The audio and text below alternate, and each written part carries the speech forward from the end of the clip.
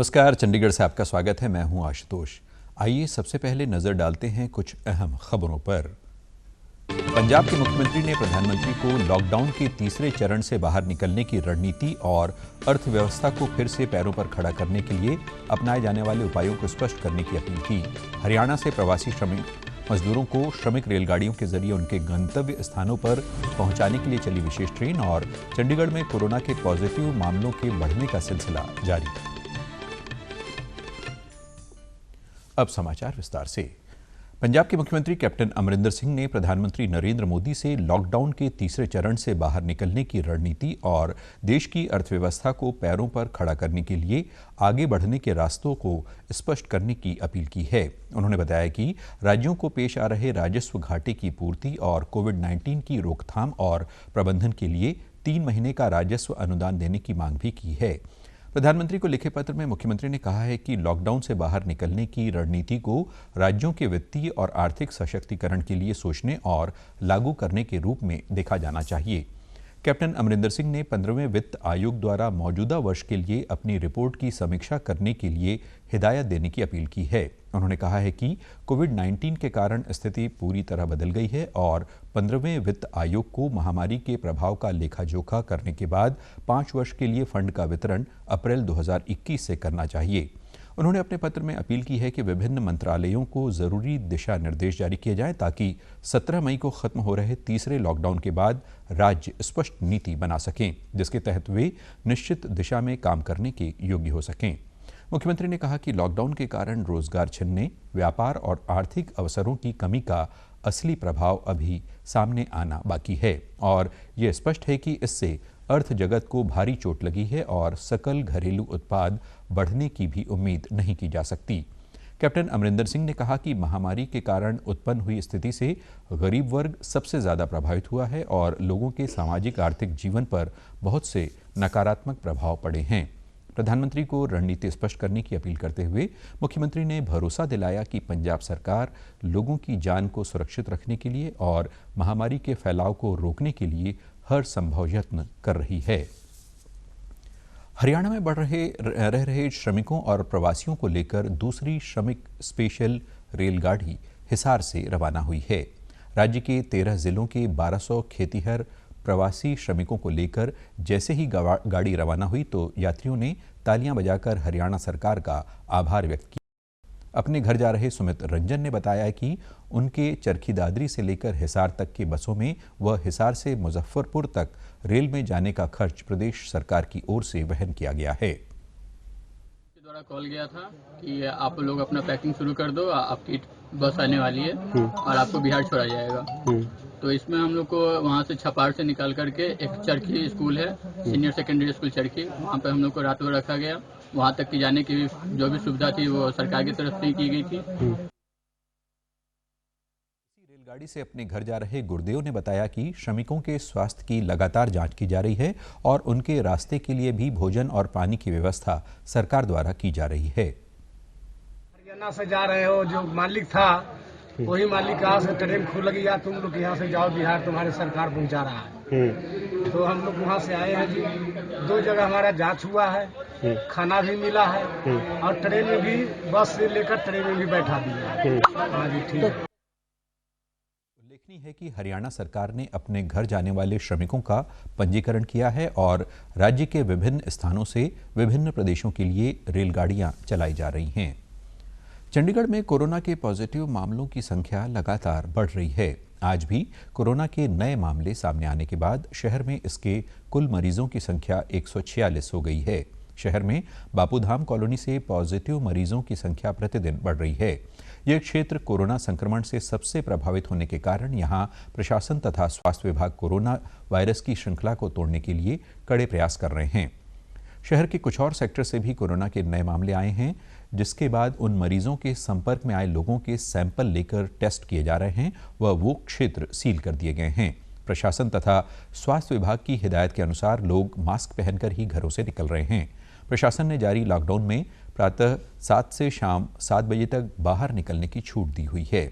नगर निगम द्वारा जरूरी वस्तुओं की सप्लाई के विशेष प्रबंध किए गए हैं ताकि लोगों को घरों के पास सब्जी, फल इत्यादि उपलब्ध करवाए जा सकें। चंडीगढ़ पुलिस ने आज स्वच्छता कर्मचारियों द्वारा दिए जा रहे उनके योगदान के लिए फूलों की पंखुड़ियां बिछा की बौछार कर उनका धन्यवाद दिया। पुलिस अस्पताल और चंडीगढ़ पुलिस मुख्यालय में स्वास्थ्य कर्मियों के लिए पुलिस बैंड बजाकर तथा तालियां बजाकर उनकी हौसला अफजाई की गई। चंडीगढ़ के डीजीपी संजय बेनीवाल ने उन्हें कोरोना योद्धा बताते हुए स्वच्छता कर्मचारियों की बड़ाई की। जो हमारे सफाई कर्मचारी हैं वे लोग इस कोविड की लड़ाई में सबसे आगे अग्रणीय हैं और उनका योगदान अतुलनीय है। इनके इसलिए ये हमारे कोविड में सबसे आगे लड़ाई करने वाले हमारे वॉरियर्स हैं। इनका आज हम अपने पुलिस लाइन में इनका इस्तकबाल और इनका धन्यवाद करने के लिए हम सब यहाँ इकट्ठे हुए हैं। स्वच्छता कर्मचारियों ने चंडीगढ़ पुलिस द्वारा इस तरह सम्मानित किए जाने पर धन्यवाद दिया और कहा कि वे अपने काम पर पूरी तरह से डटे रहेंगे।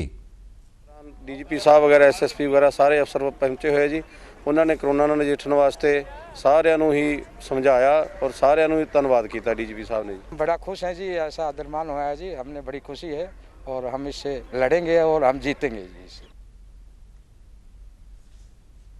चंडीगढ़ और इसके आसपास के राज्यों में कोरोना वायरस की टेस्टिंग पहले सिर्फ PGI-MER ही कर रहा था।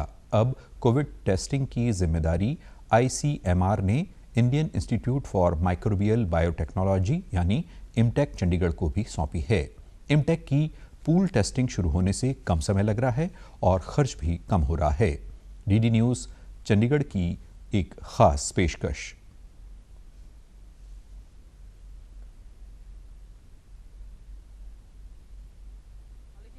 ने कोरोना वायरस की टेस्टिंग शुरू कर दी है और इसके साथ साथ वायरस की जीनोम सीक्वेंसिंग भी कर रहे हैं ताकि जल्द से जल्द वैक्सीन तैयार हो सके। हमारे बिकॉज यहाँ पे पहले सिर्फ 2 टेस्टिंग सेंटर्स थे चंडीगढ़ में, अब हमारी वजह से ये कैपेसिटी बिल्ड हुआ है थोड़ा सा चंडीगढ़ में और हम पंजाब और हरियाणा के भी सैंपल्स ले रहे हैं तो उनको भी मदद हो रही है टेस्टिंग करने में, क्योंकि अब हम ना केवल कॉन्टैक्ट्स बट कॉन्टैक्ट्स के कॉन्टैक्ट्स की भी सैम्पलिंग कर सकते हैं, तो उससे फ़ायदा है इसके मिटिगेशन में।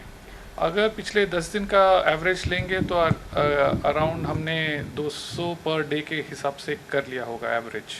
चंडीगढ़ से लगते राज्य जैसे कि हरियाणा, पंजाब, उत्तराखंड में भी कोविड टेस्टिंग के प्रयोगशाला लगाने में इमटेक मदद कर रहा है। हरियाणा में सबसे पहले जो सिविल हॉस्पिटल पंचकुला में हैं वो उनकी हमने हेल्प की थी। उत्तराखंड में एक CSR के सिस्टर कंसर्न्स है इंडियन इंस्टीट्यूट ऑफ पेट्रोलियम, वहाँ पे हम जाके उनकी हेल्प करके आए थे।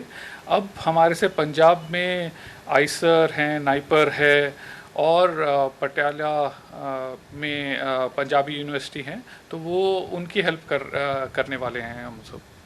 यहाँ पर सभी सुरक्षा नियमों का पालन करते हुए कोविड-19 की टेस्टिंग हो रही है। तो स्वैब सैंपल आते हैं हमारे पास, तो स्वैब सैंपल लेके हम पहले उसको इधर लेबोरेटरी में लाते हैं। लेबोरेटरी में आके हमारा जो स्टूडेंट्स एंड मैन पावर है उधर से उधर RNA आइसोलेट करते हैं।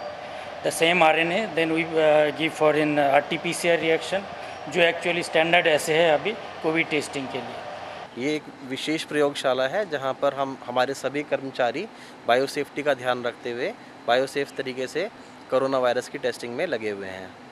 इस क्षेत्र के वायरस सैंपल्स की जीनोम सीक्वेंसिंग कर इमटेक वायरस के बारे में और जानकारी एकत्र कर रहा है जिससे वैक्सीन बनाने में मदद मिल सके।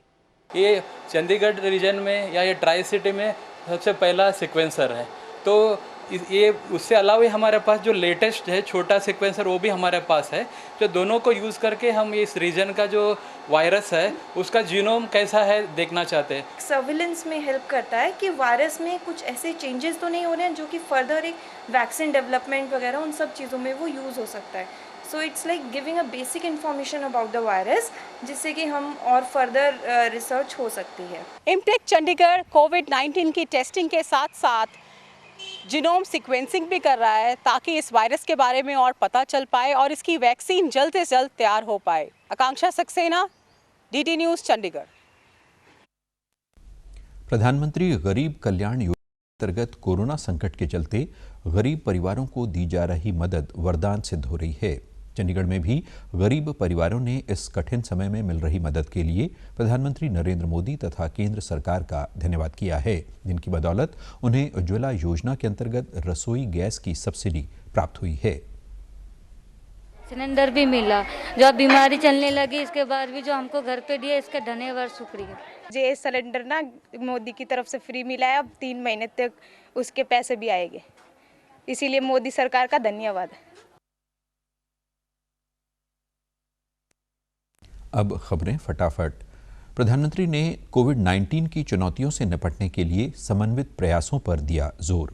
विदेशों में फंसे भारतीयों को वापस लाने का सबसे बड़ा अभियान वंदे भारत मिशन हुआ शुरू और पंजाब में पावरकॉम के सभी कैश काउंटर आज से खुले। उपभोक्ता सुबह 9 बजे से दोपहर 2 बजे तक भर सकते हैं बिजली के बिल। इसी के साथ चंडीगढ़ से समाचारों का सिलसिला समाप्त होता है। नमस्कार।